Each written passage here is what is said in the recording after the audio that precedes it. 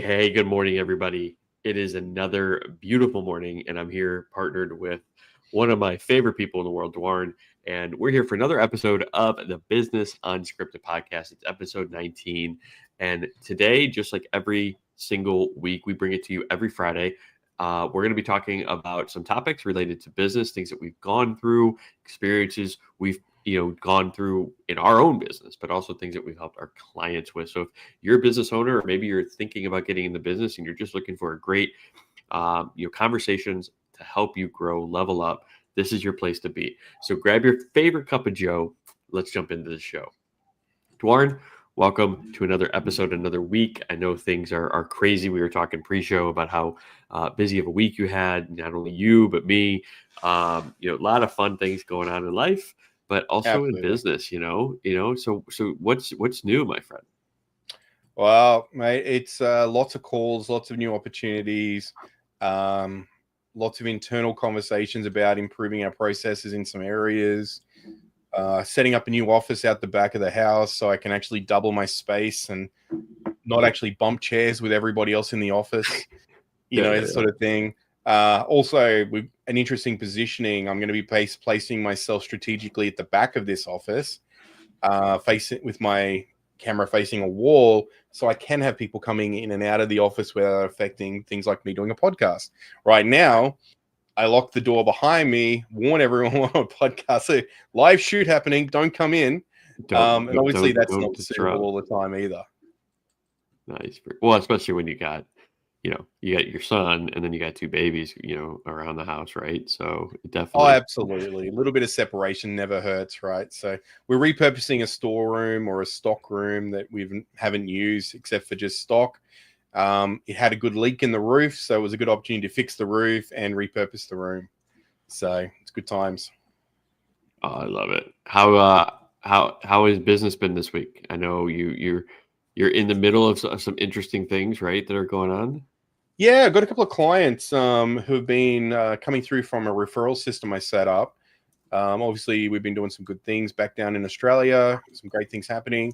Got a few clients who are coming through.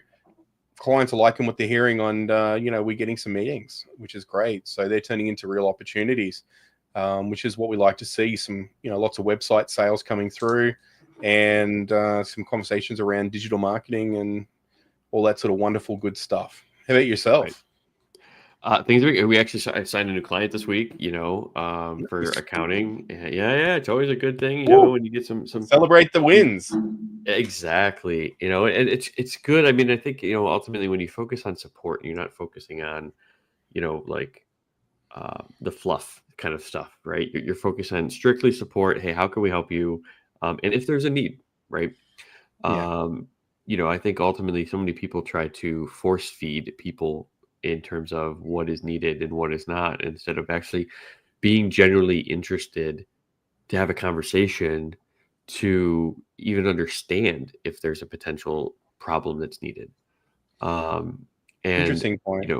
yeah, and so if you just focus on just meeting people, having a conversation. We had our I do am the ambassador for Alignable for my local area here, and we had our alliance meeting, and we had about 30 people. And Nice. In there, I don't go to that meeting with a focus of trying to sell or do my services. My there is, hey, who can we connect, right? How many people can make quality conversations? Because the more people we have, the more potential.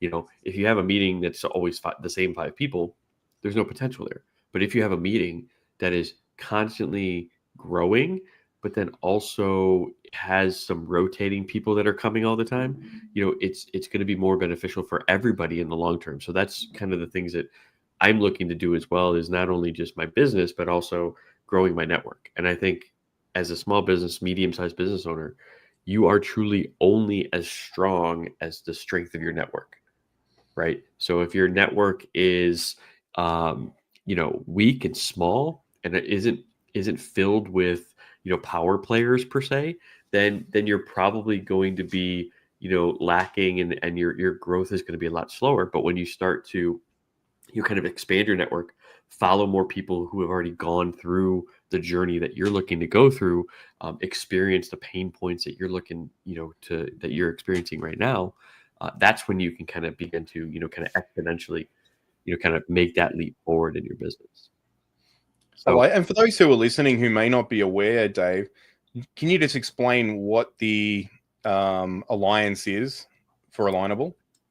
yeah, so Alignable, for one, the first to start there, and actually, I'll before I get into that, if you have questions at any time throughout the show, drop them in the comments, whether you're watching us on YouTube, Facebook, or LinkedIn, or wherever you're kind of listening to this as well. If you ever have comments, feel free to drop it in the comment of the podcast. Dwarn and I will be, kind of out there checking it, and we will get you answers, whether it's live. If you ask a question live during the show, we'll answer them live. Or if it's post-show, we'll make sure to answer it for you. So if you ever have questions, don't hesitate to drop it below. Nice. But with that, so Alignable is a platform kind of similar to LinkedIn, but it's really it's focused on business owners, like B2B, and it's more personal. And the reason I say that, right, LinkedIn, especially because we do a lot of outreach on LinkedIn, you can send 200 new connections every single week on LinkedIn. And probably if you're listening, you're probably like, wait, what? I can do what? Yeah, and that's on free accounts. Like that, you don't have to pay to send 200 connection requests a week and grow your network. That's 800 potential people every single month. Now you know why you're getting spammed so much from India. Well, yeah, or people there. Well, people can still message you with InMail if they're paying for it. But this is like you making connection, and like we talked about earlier, like making a genuine connection with people. You can reach out to 200 people and just be interested because they're your potential partner, etc. But on Alignable, what's different there is that if you're on a free account, you can only send 10 connections a month, which means if somebody does send you a connection request, typically it's more for they saw something in your profile that they're interested in, and they might be interested in your service, especially if you're on a free account, right? A lot of people, and I would say the majority of the people on Alignable are probably on a free account.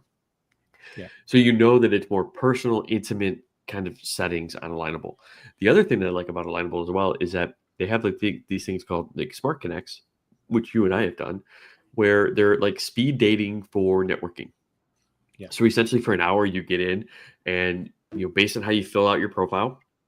So your profile has tags in terms of what your typical clients are, what your typical partners are, and you create those tags. And then when you get into these Smart Connects, it actually matches you up with people that match your tags. So if your profile's done correctly, which some people's aren't, but if your profile's done correctly, you're meeting 6, 7, 8 people in these Smart Connect events that are your potential ideal client or your ideal partner. And so what you do in that 7 minutes is you're not trying to pitch your service to them in 7 minutes. What you're trying to do is you're just trying to say, hey, what do you do? Where are you from? Do I like your personality? Can we have a conversation? All right, great. Let me write down your information. Let me connect with you. And then after the meeting, the whole point there is now you get to set up your follow-up conversation, your exploratory call, your introductory call.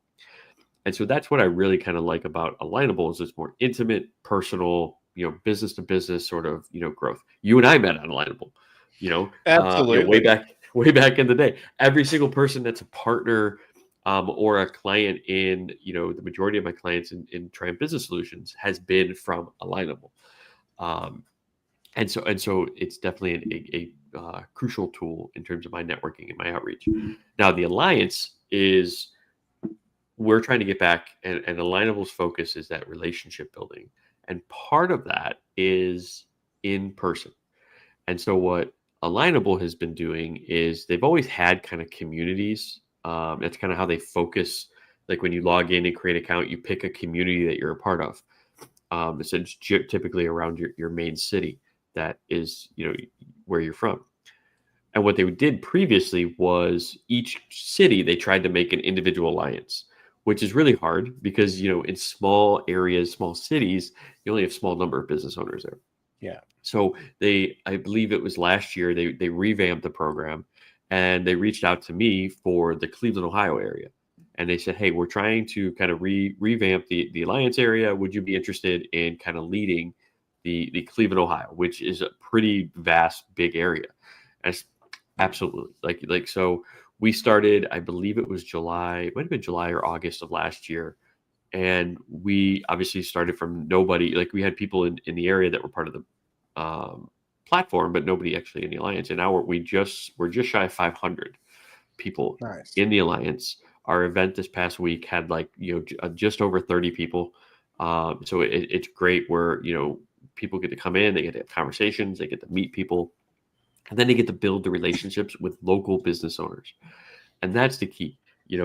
When you're a small business, unless you got a product that can go out across the country or across the world, typically if you're a service-based business or home services, it's that local community that you're going to be impacting, which the majority of people are.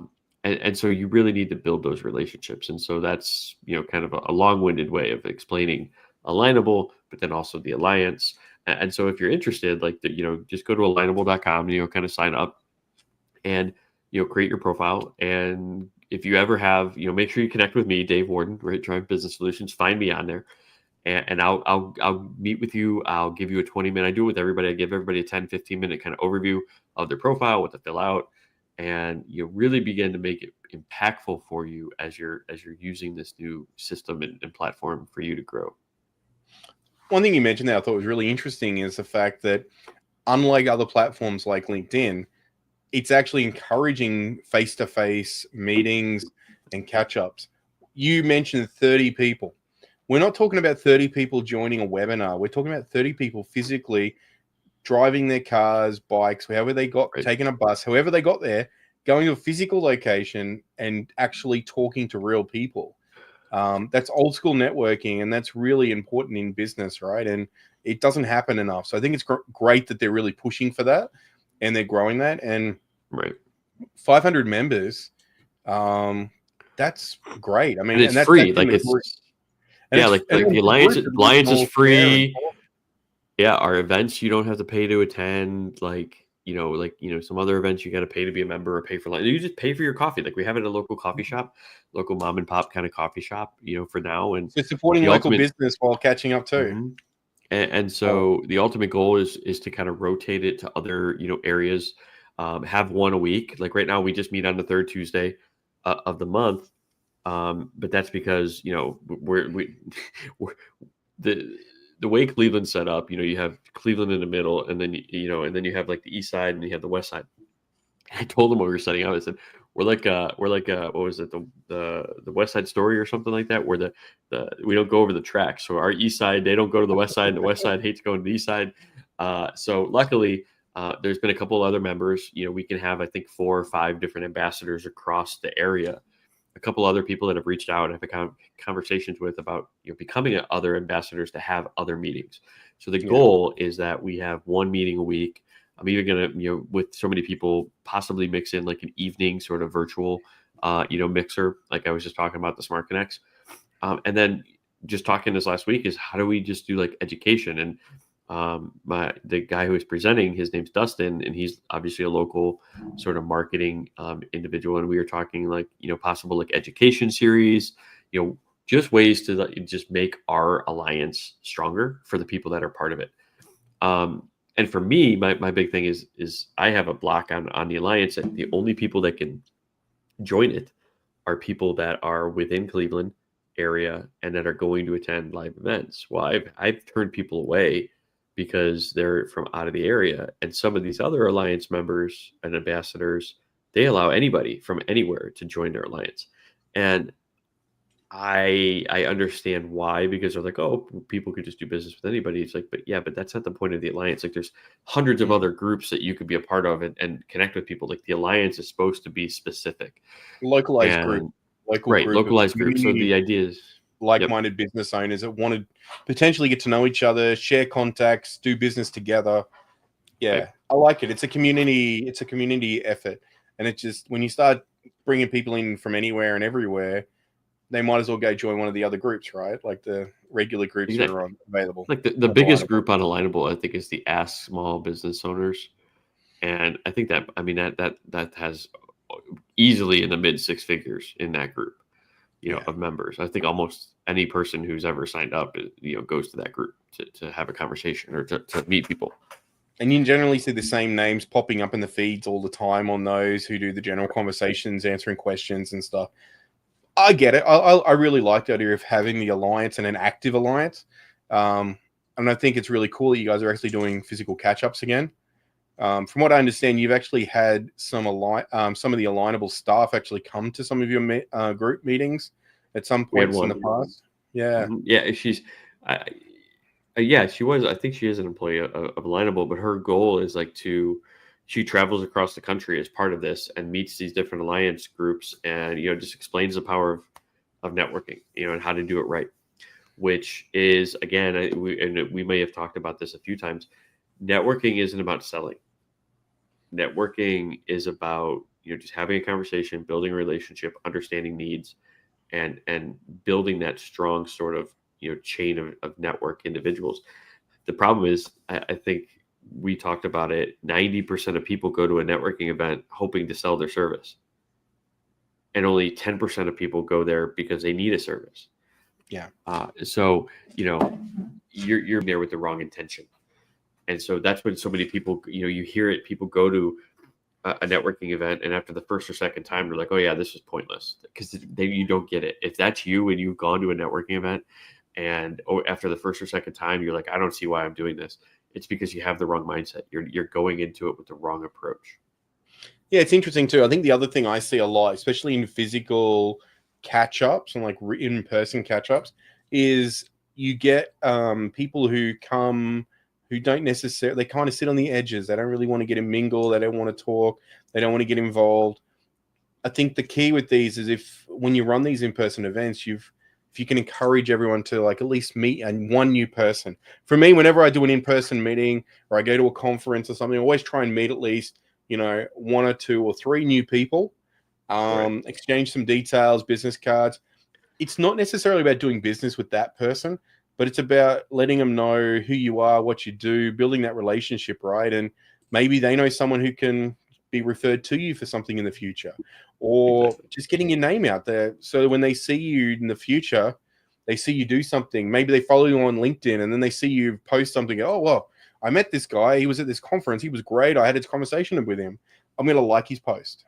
I'm going to support him. I'm going to reshare it to my network. There's all these different benefits for it, but try and if you are going to take the time and do the effort of going to a physical event, even an online event, try and meet at least one new person. And this is my biggest concern with online events is you don't get that opportunity all the time to meet new people. So an in-person event's great because you're not going there to listen to one speaker. You're going there to, meet new people as well. Right. And who doesn't like to meet people while drinking coffee? I mean, that's awesome. Coffee is some good food, right? So yeah, so that's kind of the alignable. I know there's the unscripted part of our podcast, ladies and gentlemen. We had no idea we were going to talk alignable, talk networking today, and we make one comment, and we ended up with a 15-minute conversation. So, and I think it's great. I think for people, because I mean, Alignable is a bit of a beast when you log on. It becomes a bit of a thing, and you're not sure what to do. You've explained great, like the credit system. And that there's all these alliances. So I think a lot of people don't realize when you log on to Alignable and you set your region, whenever you post something, it goes to your collective region. If you're a free member, right? your community, yep, Your yep. community. So it's all And so about what you want to do, communities. is if you live in like a small town, or like you may want to pick like one of the bigger towns around you that may have more members, and select that as your home community, because you're right, when you do post initially, it's just going to go to that community. Now once you build your network, then you have the option to post to anybody within your network, so whoever's connected with you will see your post. So that's the thing, that there's always they're still growing. It's still a platform that's kind of developing. So there's multiple different ways that like you can post, right? Like you can post to your community. If you're a paid member, you can actually post to bigger. You can have up to, I think it's 5 communities depending on your level. So not only your home, but then 5 additional. And then you post to your network, which is another one. But the other way that I encourage a lot of people to get the most out of Alignable is to get involved in groups. And what I would do is not like every single group you see. I say pick 5. Pick the 5 groups that you feel your ideal client is going to be in, or your ideal referral partner is going to be in. and get involved in those groups and engage, educate, add value, ask questions. Because what the Alignable sort of the thread, how it works, is that it's not a time based thread where the thing after a week things aren't seen anymore. It's a thread that's based on activity. So if you like my post 3 weeks after I've posted it, it bumps it back to the top, and it keeps things up there. Which means if there's a comment, there's a like, anything, it keeps your name at the top. I think when I first started Alignable, I asked an open-ended question in that big group, and it was one of the biggest ways that I was able to kind of grow my network, is because people were continuing to like it. They were continuing to comment on it. Now, here's the thing: when you find out, my simple thing was, tell us what you do in 5 words or less. And how many times have we seen that? Oh my god, so many people commented with like this big paragraph, and they didn't pay attention, right? They just wanted, they're in that wrong mindset of, I need to sell, so they're putting their entire life story in the comments. They weren't, and it's like, come on, like. And so what was nice is it kept my attention up, but I kept, hey, can you simplify this? Let's simplify it. So I was able to engage with a lot of people, in that way, and fashion as well. So it was nice. And I'm pretty sure you'd find there's a few guys, the OGs of the platform, who got in there and schooled a few people who for not answering the question correctly, which would have helped keep your ranking up there for a while too. But if you are going to do an open-ended question, my suggestion is don't come out an open-ended question straight away. Go in and answer other people's posts initially for a little while. Get a feel for what questions are already there, so you're not asking something that's been asked 10, 15, 20, 30 times. And this applies to Facebook, to LinkedIn, whatever. Like, don't just reply to somebody's question and be like, oh yeah, DM me, I'll talk to you. Like, no, respond in the comments, because what you're doing is not only you're answering their question, but anybody, you don't know who else is going to be reading that post, reading those comments, that might also have that question, that they're going to see your response. So give yourself a chance to have that extra sort of eyeballs on your experience, your knowledge. So always put an answer in the comments. You don't have to go like into complete in depth, but give them a high level answer. And hey, if you have any more questions about it, hey, feel free to message me. But give that first message in the comments. Yeah, or if you've had a situation where maybe you've written an article on your link site that's actually relevant to it, go and say, hey, look, I actually wrote something about this a little while ago. Here's the link if you want to check it out. And then you can try and drive a little bit of traffic towards, and make sure it's relevant. But if you put anything irrelevant, be aware you are going to have trolls. You are going to have people who are going to call you out for it.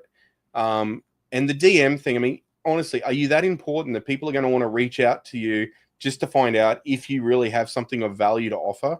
No. Add the value straight into the chat. I used to do this all the time. I'd sit down on a Sunday and I'd spend 2 hours on a Sunday and I'd put a bunch of comments on different things, answer a bunch of questions, and then I would go and have conversations with people in the chat. And I generally fill my calendar up pretty quickly with conversations for the week. And it was a great way to meet new people. So I think it's a great platform for that regard. I did have a paid account. I found that the free account was a little bit painful. The limitations, you can't reach out to people. The amount of people who would put a comment saying, hey, can you add me? Or something like that in the comment, because obviously they're on a free account and they don't have the credits available. I think there's a whole bunch of things. And look, if you want more information about Alignable, like Dave said, go and friend him, have a chat with him. He can go through and talk to you about all that. He's been on it for a long time, bit of a guru on the platform. He is an ambassador for the platform. He's got a bunch of great certifications, I think, on his account there. You'll be able to see where, top business in the area for a few years now, to go with it. So lots of reviews and peer recommendations, which is a great thing about the platform. You can actually see what people think about the people on the platform, and there's real feedback you can go and read. And I'll talk about that. Let me talk about that for a minute, because that's another pet peeve of mine. I never even met that person. Why are they leaving that? Oh my god, it's so funny. Like, so many people, and I get it. Like, I like the platform. So the idea here is that you you give a recommendation, and the point is that it leaves you space. You're supposed to respond on why you're recommending this person. Mm-hmm. So typically, if somebody doesn't leave text, I don't accept it. The only ones I will accept is if it's somebody that I know from a networking event, or that I've worked closely with in the past. So I'll accept those that there's no text with it. The ones that really get my pet peeve are the ones that I just accepted their request and they click the button to recommend. And I'm like, Mm-hmm. I don't even know you. How do you know that you can recommend me? So here's what I do. I decline the request and I send them a message. I say, look, John or Jane, whatever their name is, I appreciate you wanting to click the button and give me a connection request, but I reserve my recommendations and my requests for people that I have either worked with personally, had a conversation with and added value to them, or actually did something for them, or I know them in real life. So I'm more than open to having a conversation with you. And at the end of that conversation, if you feel like a recommendation is warranted at that point, I will more than happily accept your recommendation. But right now, I went ahead and I declined your recommendation. And I actually got a response from somebody. This is somebody I just connected to recently who has like 3,000 recommendations, right? And Wow. they're no texts. And so this guy responds to me, look, hey, I just go through and I just recommend everybody. I've recommended over 3,000 businesses. And I'm like, and how many of those do you know personally? Or were you just clicking buttons because you want people to respond to you? Like, that's the thing. Like, the mentality is that if I recommend you, well, you better be clicking my button and recommending me. And so that's where I Yeah. guarantee all of his recommendations came from. And now I that's love that. also a great way, like, to get started with recommendations is find the people that you know. I think you and I had this conversation Yeah. early on. Go to the people that you do know, that you have worked with before, and give them the first recommendation. Write them a good review. And what Yeah. typically is going to happen is they're going to feel inclined to respond to you. But it's meaningful at that point because it is a specific recommendation. And you're not just going out nilly-willy recommending people. I only give recommendations to people that I've talked to, met, have worked with, and I don't just give them out. And people Absolutely. want that. I think one thing to note there is you can have a meeting with someone, get a good and have build a rapport with them, and then go and give them a recommendation. Hey, I had a great meeting with this guy. Really knows what he's talking about. I think he's a great guy. And you could say And like, people hey, he gave me make great it real. advice. Yeah, Yeah, gave me you can great do something advice on the based first on phone that call. particular call, but you don't have to done business with them literally. So if you're sitting there going, "Well, I haven't done any business with anyone on the platform yet," don't stress. You can get around by just having a meeting. Book yourself a couple of meetings, and you might have a couple of recommendations in the first week. But Right. one thing I was just thinking when you were talking about I recommend everyone. Is that the sort of guy who jumps on Google and starts looking up businesses and just giving 5-star reviews to every business he comes along on Google as well? Just because? I would say probably not because there's nothing in return. Like Oh, well, what isn't are that they, interesting? there's Isn't that there's interesting? nothing in return. And look, that advice you just gave, I do the same thing when I talk to people about LinkedIn, right? And you do too. Is go out and give recommendations to people on LinkedIn. Recommendations are great, but have some morality about it. Don't just keep giving. You wouldn't go to LinkedIn and just give recommendations to everybody. It's your Well, reputation on the line. here's the other thing that like you should be doing, and I think I don't remember we got it together. Like we got it during a presentation. I think we were in a presentation about LinkedIn as well, but I Yeah, don't know if you know this, with but like Stephen Dye. LinkedIn, your referrals is its own link. So like your Yes. referrals, as well as on Alignable, it's its own link. So going and taking those links and putting it in the signature of your email. And I did this, right? Where it's like, hey, check out my reviews on LinkedIn and Alignable, and it's hyperlinked to those two sites so that people can go and see your reviews. It's another one and another way of showing your social proof. Isn't that Because great? I mean, that's a great advice. yeah, it's hard, obviously, to try to incorporate everything. But when you have the hyperlinks, people, and you put it right down. I have it in red writing where it's like, hey, go check out my, references or referrals on LinkedIn and Alignable. It's just another area, another way for you to show your social proof for your Just expertise in your. listening to that, I got a great idea there. I was thinking one of the things you see on a lot of websites these days is you see my team and they've got links to their LinkedIn, right?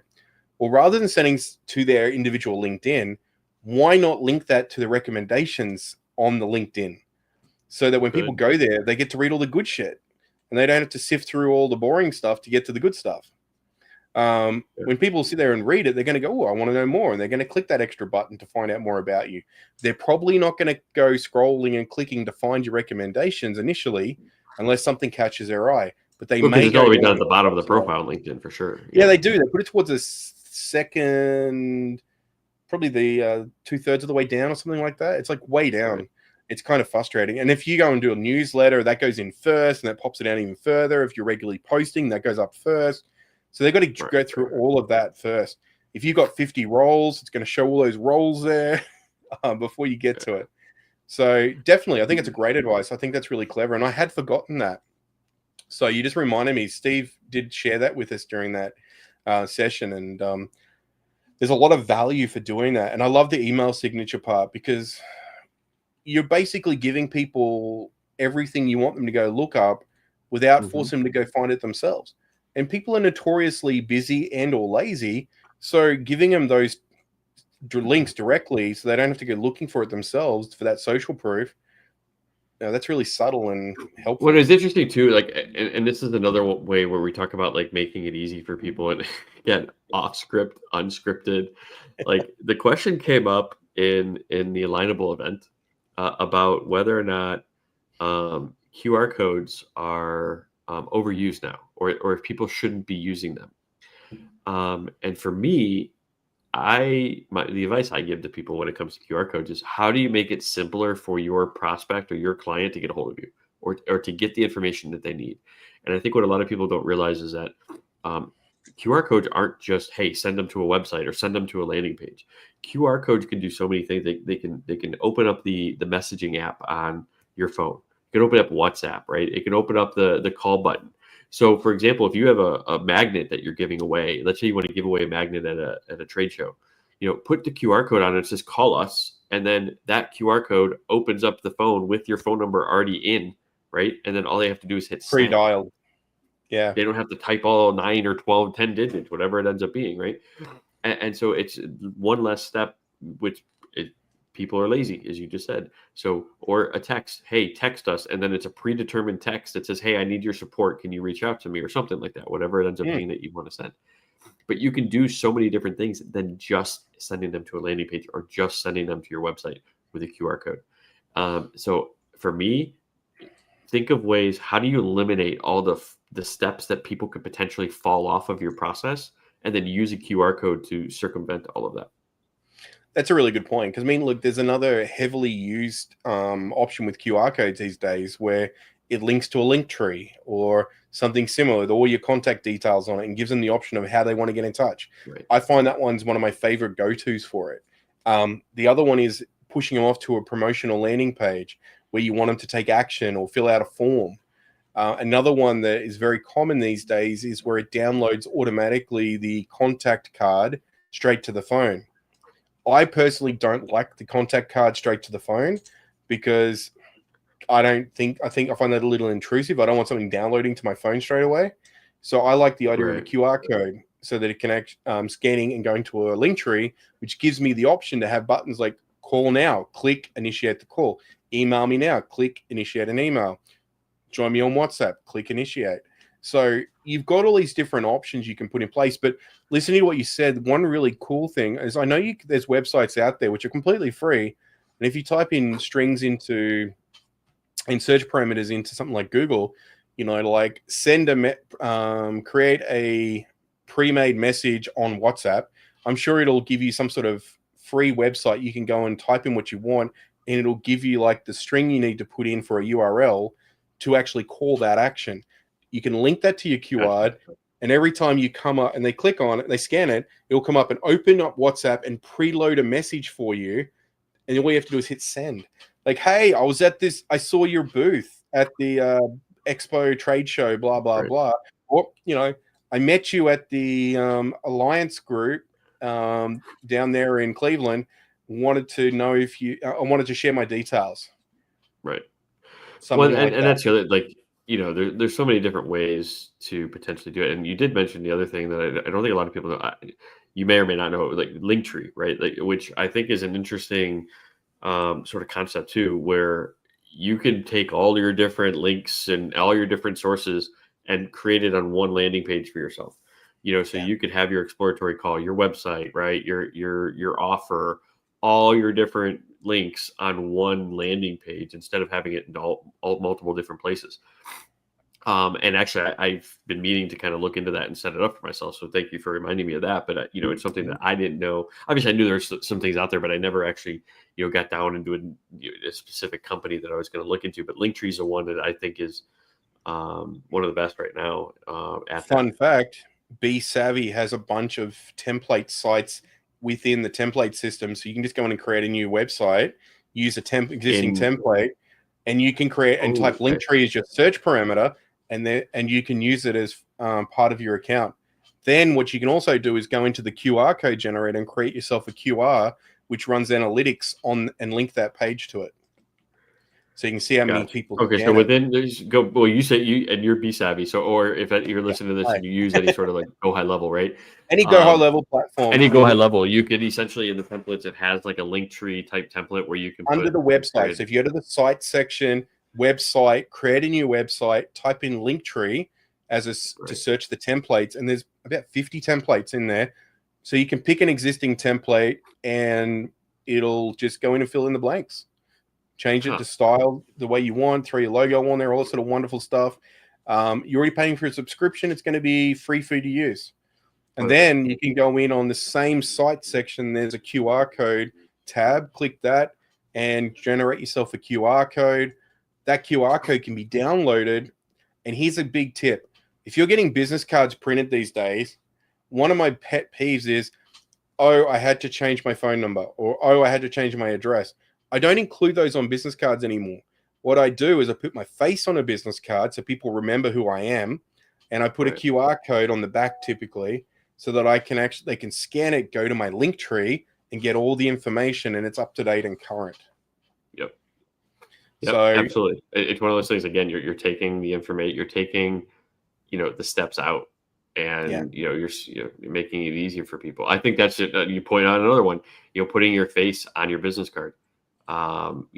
It it adds to, especially if you're going to a lot of networking events, it just adds to that memorability of yourself. Not only what you say, but they're going to remember your face. So. Oh, absolutely. And the other thing I do is I actually like to now include my face on my email signature so that when my emails go out, they can recognize, oh, that's that guy who spoke to me at that event the other day. Right.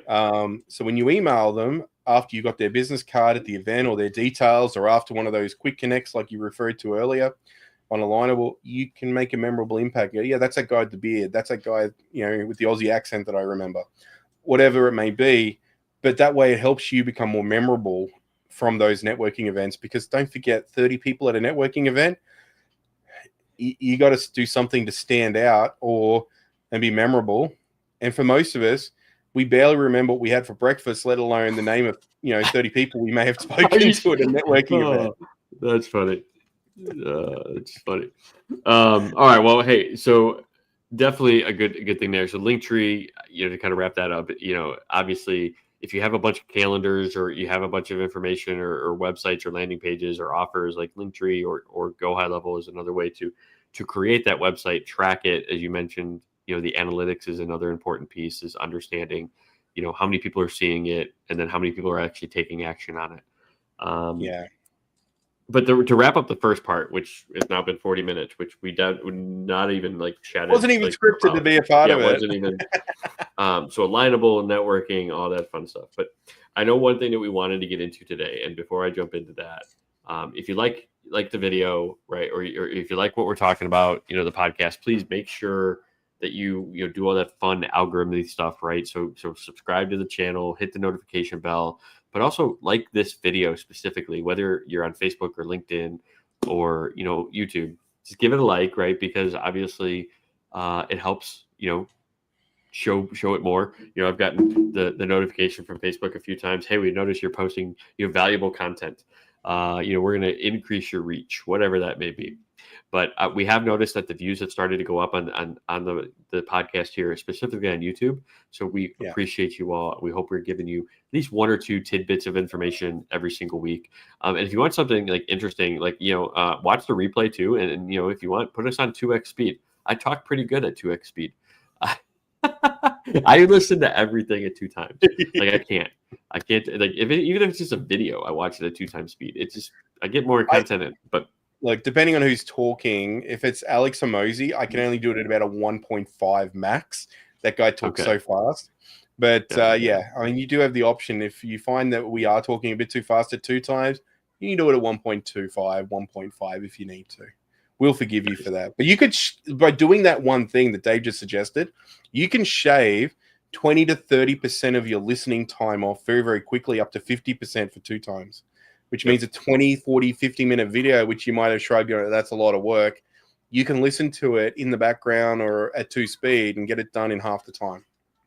For sure. And that's why I love doing it. Like I can go on a 20-minute drive and get a 40-minute, kind of podcast or video in and listen to it in the same amount of time. So, all right. So what we mentioned last week about the idea of profit first and the methodology behind it. And we said, hey, it's really deep. We got it towards the end of the episode. So profit first, if you don't know what that is a book that is written by, and I'm going to probably fudge his last name, but it's I think it's Michalowicz or Michalowicz. I don't know. It's Michalowicz. So definitely the Z at the end throws it off, but Michalowicz, we're just going to go with that. But I'll drop in the comments, I'm going to drop the link to his website where you can, kind of grab a free copy of the book. As well as there is a bank account. So if you read the book, so I'm looking at his website over here. It just says that you can grab a free copy of the book, which is compliments of Relay. And so Relay is a banking system, not system, but a bank that actually allows you to implement this methodology within your bank account.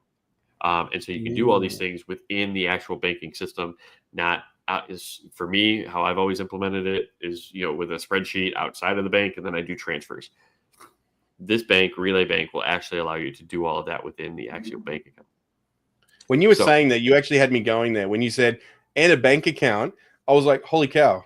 He wants you to transfer your money for after he gives you the book for free. I thought that's where you were going with that. I was like, you like that. If you like it, buy me a copy. Yeah. That all your money goes to him. All your profits can now be transferred to my bank account. Here it is online. Sorry, that was where my mind just went there. I'm like, whoa, okay. And then you came in with that. And I'm like, okay, that makes a lot more sense. So I'll drop the website here in the comments, but I'll also drop it, in the description of the video. So if you're listening to it, go ahead and go there. If you're listening to the audio version, it'll also be in the description there as well. But the high level, idea here is that you are using multiple accounts to basically allocate your money when it comes into your business. So many people, pretty much when money comes in, they're like, "Oh, I got cash. I'm going to spend it," or "I have an expense I need to pay. I'm gonna pay it," and they forget that there's other areas of your business that you have to focus on. And so the idea of profit first is that you set percentages for the following areas. One is profit. So you're setting profit aside from every single exchange into a bank account. So let's say you want to set it 10%. Boom, 10% goes to your profit account. You don't touch it. Next is taxes, right? We all have taxes no matter what. You're going to have to pay taxes. You're going to have to pay the government or wherever, or payroll, whatever. So now you have your tax account. So let's say that's 5 to 10% typically, right? To start. Because you're paying tax not on the gross, you're paying it on the net. So let's just say we do another 10% to taxes. So now 10% is going to the tax account. You then have your owner's, kind of pay, your owner's salary compensation. So this is what are the percentage income do you need to live off of? Depending on how you set it up in your business, maybe it's 25, maybe it's 40, maybe it's 50%, depending on your type of business that you are. But you can work with, your accountant or your bookkeeper to kind of help you with that. But for our purposes, let's say it's 40%. And then the final allocation is your operating. So what is left that you're going to use to pay expenses. So for example, let's say you just go 40%. So you have 40% operating, 40% owner's pay, 10% profit, 10% taxes. That's 100% of any money that comes in. So the idea is that if you get, let's say, $1,000 deposit into your income account, you would put 400 to operating, 400 to owner's pay, 100 to taxes, and 100 to your profit account. And so now the money's allocated, as well as you have separate accounts that are limited in terms of access as well. So like all of your money isn't sitting in one account. We used to do this in the corporate world, right? So like with our payroll account, we would have a separate payroll account that all the money would come out of because all the checks were cut against that account, so that somebody couldn't go and use the routing and account number, which is at the bottom of a check, to take all your money out by stealing your account and writing bad checks. So that's kind of off topic there. But here is you would set up 5 accounts. You'd set up an income account. You'd set up an operating account. You set up your owner pay, your taxes, and your profit. Those are 5 accounts that you set up that you can transfer between. And if you use Relay, it'll help you with all of that. And then you reallocate. And the idea is that, again, at the end of the year, right, let's say you did $100,000 of income, you should have $10,000 sitting in your profit account, which means you for sure made $10,000. So you're paying yourself first. You're paying the business first by doing these allocations. And what it does is it limits your operating. So you're not overspending, right? And what it does here is you only limit yourself to the money that you know is going to be in operating, not what the money is coming into the entire organization. Yeah. Now, you can obviously play, there's different in the book, there's different examples. There's actually one extra layer that he suggests that if you're like really into it, which is every quarter you set up a separate tax and profit account at another bank that is only like withdrawal only or only deposit only, except like if you have to come in and make a withdrawal. Because what it does is then you take your tax money, you take your profit money, and you put it in this other bank every quarter, and then you're not thinking about it because it can't easily be transferred back into operating, can't easily be transferred back into owner's pay. And that's just like an extra layer that you can do in there in terms of the profit first. But I know I covered a lot. Just try not to forget which bank it was you put it in. Correct. Obviously, hopefully you're still getting statements. Yeah. But the idea is that online statements these days. I mean, so with that bank setup that you're talking about, does it have the ability to automatically relay and allocate that for you if you put the rules in, or is it something you should manually be doing? So if you're using Relay does it, right? Because one of my clients actually, he has this account, and basically he goes in and he says, hey, anytime money comes into the income account, I want you to take 10%, put it to profit, 10% put it to taxes, 40% goes to owner pay, 40% goes to operating. So he knows exactly where all of his money's going. Cool. Thanks for that comment. And so again, I will put the website in the comments here. And then as well as if you have any questions, you can reach out anytime. But yeah, that's the idea. There was one other thing you mentioned there too, as well, is having a separate bank account for income that's separate to everything else. I think that's really important.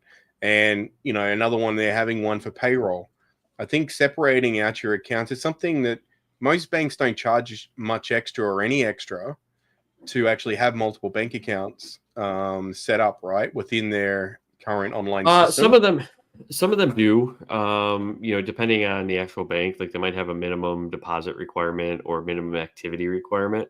So, obviously make do the research. Your best decision for your business, right? You don't want to be paying, $10 a month for 5 accounts if you don't need to.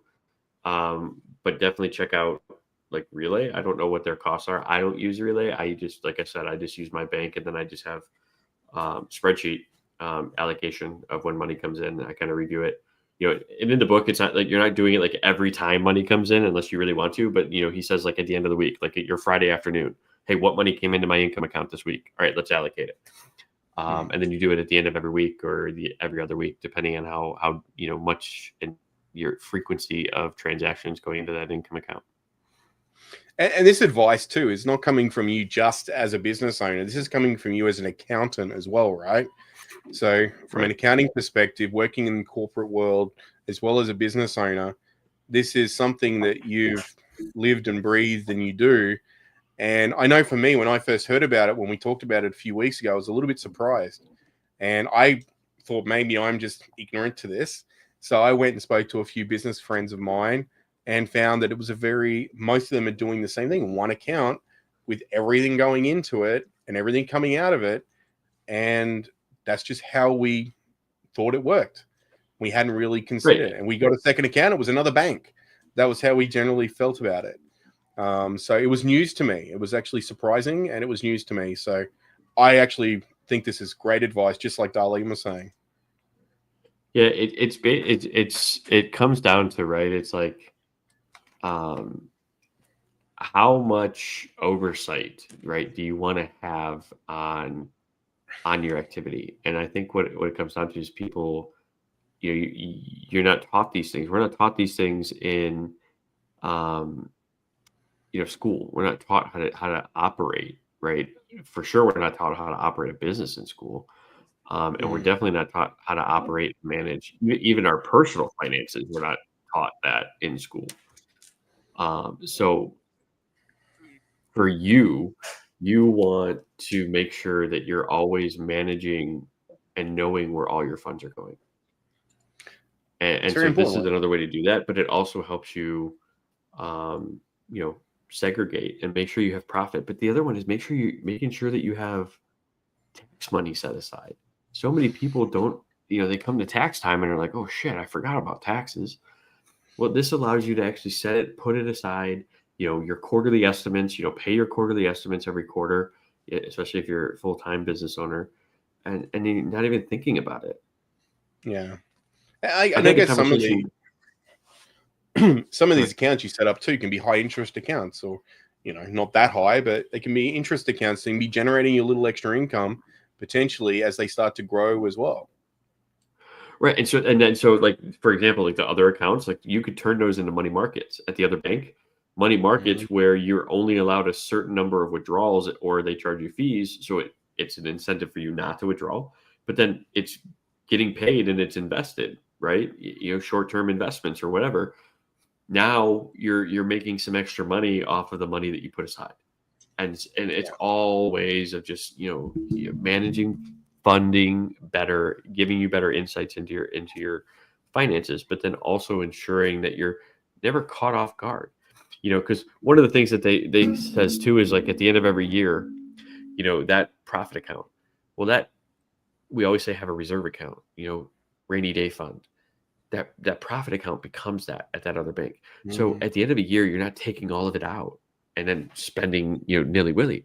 You just leave it in there and maybe take out 25-30% of it. Now you have a bonus at the end of the year. But you leave the other 70% in that reserve account so that if you have a big expense comes up or you have something that goes wrong that you weren't expecting and the repair or the investment to, for a new marketing campaign, you have it there. It's already money that has been allocated from profit, and now you're just able to reinvest that back into your business. And that's ultimately what the idea behind the profit first method is. Well, the other thing is, I mean, that's a great point. You might look at getting a new staff member, and you know that you can afford a new staff member because the profit's sitting there now. You might want to do an expansion on your workshop, or you might want to get new equipment. There's so many different things you can utilize it for. I just love the idea. And if you know that it's always a percentage base and that's always the consistent, it gives you a quick rundown in your head of what your P&L is too. Well, I know that there's so much profit I'm averaging over here. After all the other things come out of it, so it gives you a good running tally for the year as well. Exactly. And you're right. Even one thing I thought was interesting is one of the clients I have back in Australia. He has a full-time bookkeeper and a full-time accountant, and he had not been given any of this sort of advice in the past. He was running a single bank account. And when I said, "Look, this is not something your accountant had suggested to you or your bookkeeper," he goes, "No, never. They've never really given me any advice." So, yes, we don't learn this in school. Yes, we don't learn this in college. This is something that even business accountants don't go out proactively telling you about. So where do you find this information? You come and listen to our podcast and find out, of course. You work with someone like Dave, who's offering financial accounting, business financial solutions, etc., and consulting around that niche. But it's pretty scary in a general scheme that professionals we rely on are not giving great advice like this and are not offering up options to help with this sort of thing. So I probably wouldn't pick up a book called Profit First, thinking that it's going to give me some accounting solutions and ways to improve my business. I'd be looking at it going, oh, it's like some sort of sales guru book. Right. And so ultimately, like you said, right, listen, find, like, go to yourself. Like, I'm not trained in it. You're right. I'm not a, I didn't write the book. I didn't write the concept. Go to Mike McAlowitz. The link is down below. Go get your free copy of the book. Like, I listened to it on Audible, but go get your free copy of the book. Check out Relay if it's something that you want to do. If you don't want to make major changes to your banking, and you like the bank that you're using, like, we can have a chat. You listen, use a spreadsheet and how to allocate it. Create a simple spreadsheet. Create the process for yourself. But the first step, go to the website, go to the book, get the book, understand it, see if it's something that might be impactful for you and your business, and then let's have a conversation. If you're in a spot where, let's say, you are caught up in that sort of spiral where you're paying all the money that comes into your business out, whether it's to yourself or whether it's to expenses, and you're maybe not able to pay yourself, this is a method that can begin to kind of reallocate, even if it's as simple as like 2% to the profit account, 4% to taxes. The idea is that you start getting into, right, that consistency, and then you can start upping it as you go along. And you're guaranteeing. So you may be at a loss right now. You may be losing money right now, but you could begin to guarantee yourself small break even, small profits. And then what it forces you to do is only pay the expenses that you have money in the operating account. Now, if you have liabilities and you have things like this, your owner pay may start out at like 5, 8, 10%, and your operating may be 90%. But what you do with somebody like myself or with your bookkeeper, is you look through all of your expenses. What can be cut? Right? This helps you with that mindset too of how are you analyzing all of your expenses and your trending and everything on a regular basis. So you figure out, what expenses can I cut? If it doesn't relate solely to a client service or acquiring a client more often, you should be cutting it, especially if you're struggling.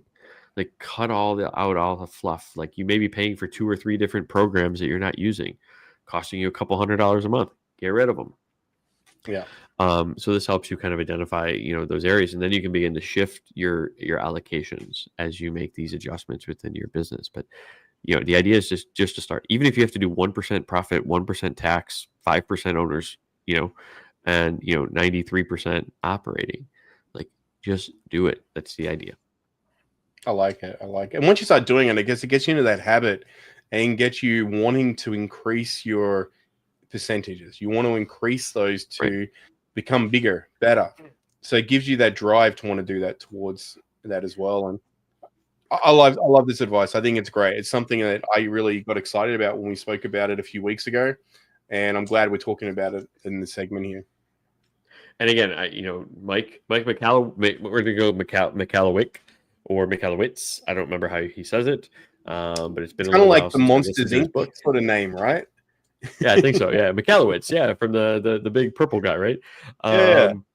But it's a great book, great read. It's on Audible too, so if you are more of an audio fan like myself, like, listen to it. But if you have questions on it, like, drop it down below, reach out. He's got a whole support system too, so I'm also like, take advantage of him. But it's a great sort of plan to help you manage your finances better. So I know we mentioned it, solely a little bit last week, and we wanted to jump into it this week. One of the other things that kind of goes along, we talked about it pre-show because we were kind of getting into the profit first thing, was, when was the last time, and we talk about expenses or overspending, this is a hidden fee that you may not be, kind of paying attention to because you're paying attention to the money that hits your bank. But what you're not realizing is how much are you losing before it even hits your bank through like transaction fees, et cetera. And so this is where the importance of who your payer is can really play a big piece into your business success. So for example, if you're one that's using Square a lot, yes, they offer some great systems and things like that. And if you're a smaller business, it could be taking a significant 3, 4, 5% of your business from you, which when you're if you're in a small margin business, that could be huge. So how do you renegotiate? How do you find out new terms? Stripe is another one that does charge a lot of fees, et cetera.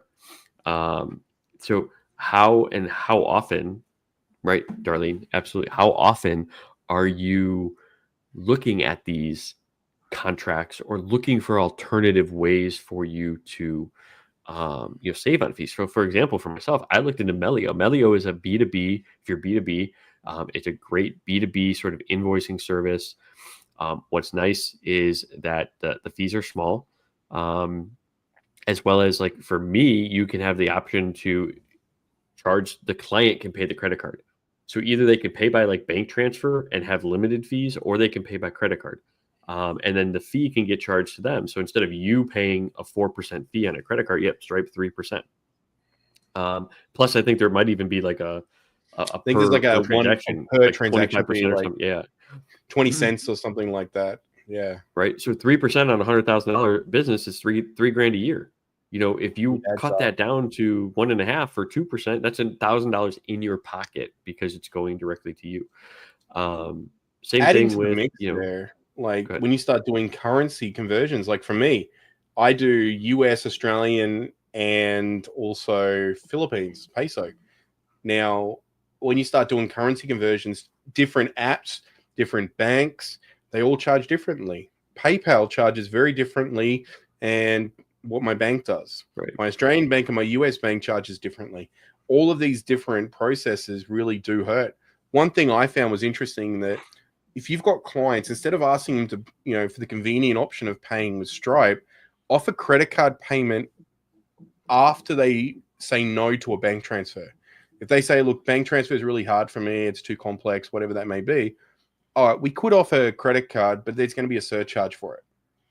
Right. And offer it as a secondary solution. We all get into this habit, like we're going to make it easy for them to pay. But you know what? If you do a bank-to-bank transfer, generally there's a very minimal cost to do that. And you don't lose out. You don't lose a percentage. Right. So you get to keep more in your pocket. So it's worth trying to get people to pay through the means of especially doing if you're high ticket. If you're high ticket where like people are paying, $1,000, $2,000, $3,000 a month, like it catches up quick. It does. And even something as simple as, if maybe you don't want to charge them the full 3%, right? With Darlene example of 3% Stripe, but maybe you cut it in half and you say, look, if you're going to pay by credit card, we have to charge you an extra 1.5% fee. Well, now that's 1.5% in your pocket that you didn't have before because you were just accumulating that money off. And especially if you're building your business off of, let's say, a hopeful 5 to 10% profit margin, like, and you maybe you're not planning on all expenses, maybe you're spending a 50-50 split in credit card versus cash in terms of your projections. And here it comes in that 80% of your transactions are credit card. Well, those are extra fees that you weren't projecting, and now your margin is like 1 or 2%. You're like, what happened? Mm-hmm. You're probably going to look and you're going to realize my bank fees were ridiculously high. So, well, let's run the math on that for a second. You're a numbers guy, Dave. $100,000 income for the year, all credit card transactions coming through from Stripe with a 3% charge. You go back, and that's how much is that? $3,000 you're going to lose for the year? $3,000. Yeah. If you charge your customers half the fee, you just saved yourself $1,500. Mm-hmm. And because you're already profitable, that's good. That's $1,500 into your pocket. That's right. It's an extra $1,500 that goes into that profit account for you that we were talking about before. Mm-hmm. One change. Now, if you were to change them from being Stripe payments and putting them to direct to bank payments, you get to keep the whole 3%. Right. Maybe it's like a 0.5% charge. So you're exactly getting 2,500. So the idea here is that you're being proactive and you're reviewing your numbers, you're reviewing your data to make better financial decisions for your business. But what happens is so many people, because it's not in their comfort zone, which is perfectly fine, I get it, these things just get overlooked, or they never look at their P&L. They look at their P&L when it comes to tax time. They don't question anything. They're just like, oh, it's just a cost of business. When in reality, like the power as a business owner in making decisions comes into actually making and reviewing the data that goes into that decision, not just making a decision based off what you feel or what people have told you. So And the other really thing is having a a lot good of these idea of your numbers. places, Stripe, for example, you might find if you go and take your Stripe report for the year to your local bank and ask them for a payment gateway, they may say, you know, we'll you've got a lot of transactions going through. You know what? We'll give you a lower rate. Right. And they may give you a lower rate. We used to have clients in Australia do this all the time, where they would they'd go and shop their banks and to get better rates, and they'd get better rates on their card machines and get it down. And this was very, very common. We used to have to do it because we used to be dealing with fractions of a cent per minute for phone calls for a wholesale company I worked for back in Australia. So every single percent counted, every fraction of a percent counted. And we managed to get, like, with the transactions we were putting through, transfers down to something like, 1.6, 1.8% for regular credit cards, which made a huge difference. And then when we pass that fee along to the client, we're able to pass the full 1.6, 1.8% across to the client. And they weren't putting up a bit of a barrier because previously it was 3%. So we were able to get that saving from them and pass the fee across to the customer. So, there's options here, especially once you've got an established payment method. And sometimes it's easier because there's the recurring payment, just to leave it on the platform you're using. There is a lot of different platforms out there now offering that the client pays the fee. And you can even split it, like I said, just split it with them. So, like, yeah. And even if the platform doesn't allow you to split it, just add the 1.5 onto the invoice price or something like that, whatever it ends up being. Like there's ways around it. Fee on your invoice. Exactly. Credit card surcharge, etc. But so that's kind of the overview, profit first, and also like I know we talked about like some hidden fees that you may not think about that are cutting into your profit margin, cutting into the income that's coming into your account are these transaction fees for processing credit cards, processing ACHs, etc. So, Dwarn, another great conversation. We definitely went off the rails for the first 30, 35, 40 minutes on a topic we didn't think we were going to cover. But hopefully, if you made it this far, we love you. We're glad you're here. Hopefully, you heard one or two things that you're able to kind of take away from the conversation, implement in your business. If that is so, please like the video, share the video with your network. We appreciate it. We're trying to get the word out about the podcast. It's episode 19. I'd love to see the viewership up, higher than, maybe 100 per episode by episode 100. How about that'll be a goal for us, Dorn? 100 by 100. I think it'll be there way before that, but that's what we're going to set it at. So if you like the video, do all the fun algorithm stuff. Make sure you're following our profiles. Make sure you're liking the video. You hit the notification bell. We post. We're going to go live every single week, Friday mornings at 8:15 a.m. ish on Eastern Standard Time, depending on our pregame conversation. But we'll be doing that. And if you have questions, drop them down below. We'll make sure to answer them for you. Darlene, thanks for the interaction today. Hope you got something out of the podcast. We hope you all have a wonderful and amazing week. Stay safe this weekend and have a wonderful and awesome rest of your week next week. Thanks. We'll see you later, everyone. Take care. Bye.